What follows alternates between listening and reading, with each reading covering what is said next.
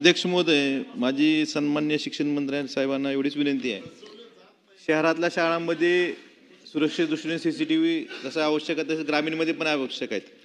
परंतु अध्यक्ष महोदय, सीसीटीव्ही हा पुढचा विषय झाला. आज ग्रामीणमधल्या जिल्हा परिषदेच्या काही शाळा अशा आहेत की तिथं शौचालयाची सुव्यवस्था नाही.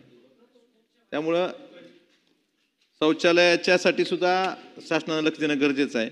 आणि अध्यक्ष महोदय, आमच्या जिल्ह्याच्या बाबतीत सन्माननीय शिक्षण मंत्र्यांना मला एवढीच विनंती करायची की 54 जिल्हा परिषदेच्या माध्यमिक शाळा आहेत.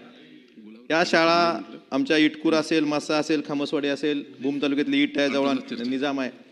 9वी 10वी पर्यंत शेकडो विद्यार्थी 9वी 10वीचे शिक्षण घेतात, परंतु त्या ठिकाणी विशेष शिक्षक दिला जात नाही.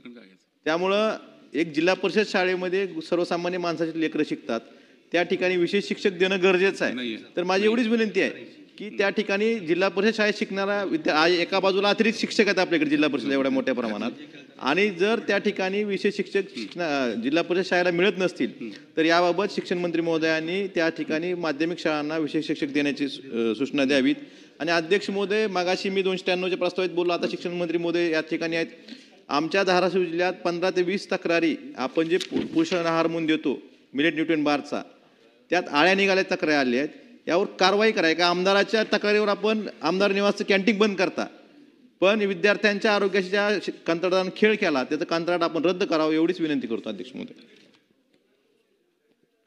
अध्यक्ष महोदय, सन्माननीय सदस्य कैलासजी पाटील साहेबांनी जे काही मुद्दा उपस्थित केलेला आहे, निश्चितपणे जिल्हा परिषदच्या ज्या शाळेमध्ये शिक्षकांची पटसंख्येप्रमाणे आवश्यकता असेल त्याप्रमाणे शिक्षक त्या ठिकाणी उपलब्ध करून दिले जातील.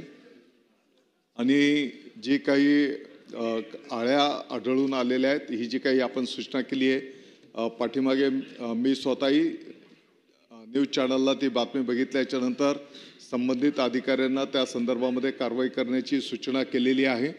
आणि ही वस्तुस्थिती आहे की